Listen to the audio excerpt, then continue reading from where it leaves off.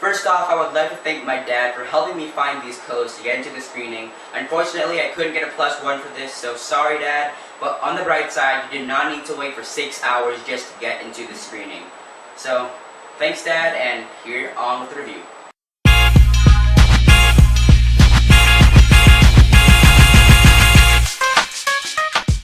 Alright, I cannot believe this, but I am finally going to be reviewing the movie I've been waiting for 4 years for, and that is Dark Knight Rises. So yesterday I went to the screening, and I went around lunchtime, around 1 o'clock, got myself a Subway sandwich, some chips, and a soda, and I just sat there, read a book, talked to some people, and the line was long already. I believe it started around like 10 a.m. in the morning, and you know, it was a great line. I was patiently waiting, and you'd expect me to be very impatient, but for some weird reason I was patient during the entire time waiting for that 6 hours, because I was reading my book, of course, getting invested in that, and I also got a chance to talk with a lot of people. They were cool people, by the way, nice people I'd like to meet at other screenings someday, and yeah, line was alright, and then as we were allowed to go to the theater, they handed out some posters like this one.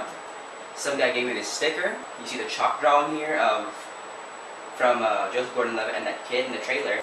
And so I went to the concession stand, got myself a drink, went to the restroom because the movie's like 2 hours and 45 minutes long. I have a weak bladder and everything else. Went inside the theater, and the movie starts. And you know, I'll tell you what my thoughts are right after I give you a little bit of the story.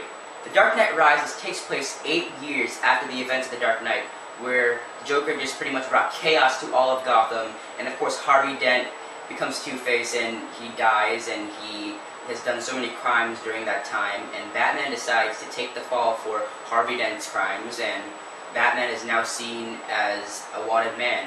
We also follow the rest of the characters with Alfred, Commissioner Gordon, Lucius Fox. We also meet some new characters like John Blake by Joseph Gordon-Levitt, Marion Cotillard's character of Miranda Tate.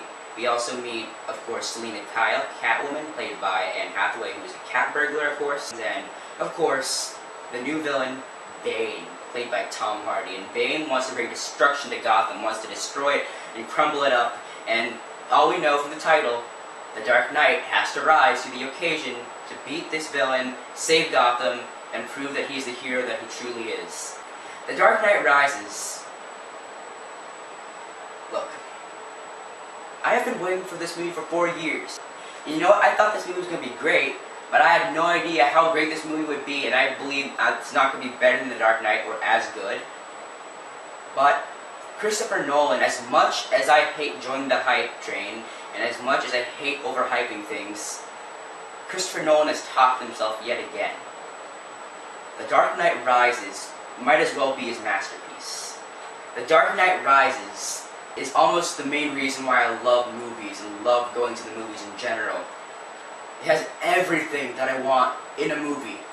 It has action, it has adventure, it has some bits of comedy even. It has great characters, it's thrilling, it keeps you on the edge of your seat, it has a great story, and great set pieces all throughout. Great acting, great direction, beautiful to look at. I cannot even describe how amazing this film is. Amazing, I don't even think should be the word to describe this movie. I don't even know if there is a word in the dictionary that can describe The Dark Knight Rises in quality. Let me get into the acting, of course. The acting is top-notch. Christian Bale gives his best performance of all 3 of the Batman movies as Bruce Wayne, and you truly care for him, especially after the 8 years that he's been hiding, especially after suffering through the loss of Rachel and not even knowing about what Rachel was going to do with her life, and suffering and dealing with, you know, taking the blame for Harvey Dent's crimes, and you truly care for Bruce as he goes through this journey, and as he goes through trying to rise to the occasion to try to save Gotham from Bane, of course. Bane, the new villain, is fantastic here by Tom Hardy. Tom Hardy gives a great performance. And what is great about Tom Hardy's performance is that he doesn't try to go over the top. He's very subtle and kind of very quiet, and the fact that we only see his eyes most of the time because, you know, his mask is covering his mouth and nose and everything else, it shows that facial expressions and body language for acting truly excels. Personally, I still think the Joker is the best villain of all the 3, but Bane is an incredibly close second.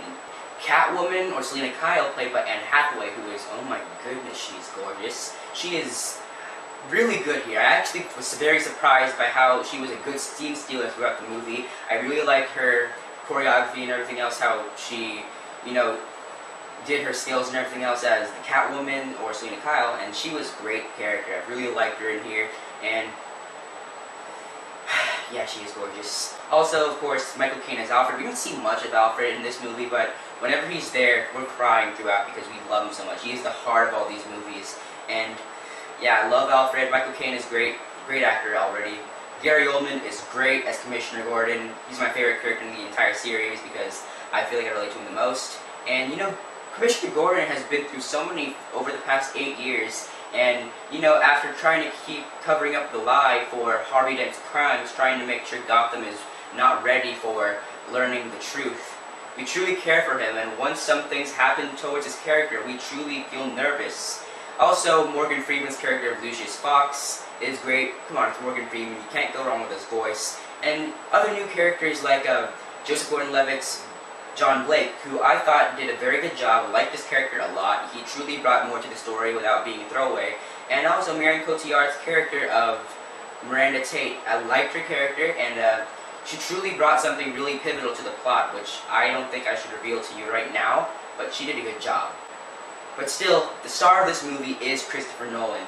Christopher Nolan is one of the best directors working today. He truly makes everything stunning for the screen. He, like what many people described, is like in the same zone Spielberg was back in the 70s and 80s, where he truly gets people in the seats because of how well done his movies are, especially blockbusters. What's great about Christopher Nolan is that he could take something very well known like Batman and put it in a more realistic sense and make it feel like it's not just for kids anymore, it's actually more for adults, which I really like, and Christopher Nolan truly brings his direction to his A game here, because when he directs the actors, it is amazing, because the actors get pushed to their limits. When he directs the action, oh my goodness, the action is great. The visuals in here, I need to see this movie in IMAX when I see it again. And yeah, Christopher Nolan, you're truly the star of this movie, and yeah, great job. You should be nominated for Best Director soon. If you aren't, I'm gonna go sue the Academy if it's even possible. But yeah, Christopher Nolan, thanks a lot. And the rest of the movie is just almost perfect for me. The fact that the score by Hans Zimmer is probably the best of the entire 3 films. Love the score. I'm gonna definitely pick up the soundtrack. It gives a nice heartbeat. Oh, and also that chant. I love that chant. Deshi Deshi Basara Basara. Deshi Deshi Basara Basara.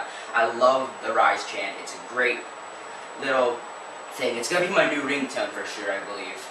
Just going on and on about this movie is great because it's almost hard for me not to talk about it too much, because I don't want to spoil much for you what's going on in this movie, because this movie takes so many different twists and turns that kind of surprise you. And it truly surprised me because I thought I would have expected what happens in the end, or would have expected what was going to happen to one character or the other. But I was really surprised by what directions that this movie took with the story. And what makes the story so great is that it brings all these characters that we've known for these 2 movies, Batman Begins and The Dark Knight, and we show that they're true humans, that they're real, that we feel for them, because they're set in a realistic sense that we all care for what these characters are going to go through. And once the big action set pieces come in and truly almost destroy Gotham, it definitely brings us on the edge of my seat. I haven't been on the edge of my seat in years this much. I haven't been anxiously waiting for what's going to happen next. And the fact that Christopher Nolan pretty much tied this movie up so well, the ending of this movie is perfect by every sense of the word, because it truly ties up everything. The movies come full circle in the trilogy, and it feels like, you know what, DC should just never go back to this. You know what, screw the Justice League. You don't need to do the Justice League because this movie is so good. And you know what, I don't think DC is ever going to top this film or The Dark Knight. I think The Dark Knight still to me is a better movie because I love the Joker so much, and I think because it influenced me more as a film goer, I love it more.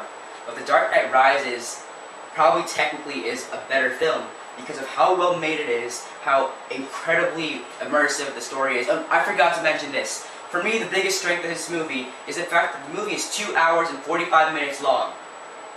And I did not feel anything slowed down. Not a single thing. And it did not even feel like it was 2 hours and 45 minutes. It didn't even feel like 2 hours to me. It went by so incredibly fast. I cannot believe it. The editors did a great job with it. Christopher Nolan, you did a great job directing this movie. The cast did a great job. Great story.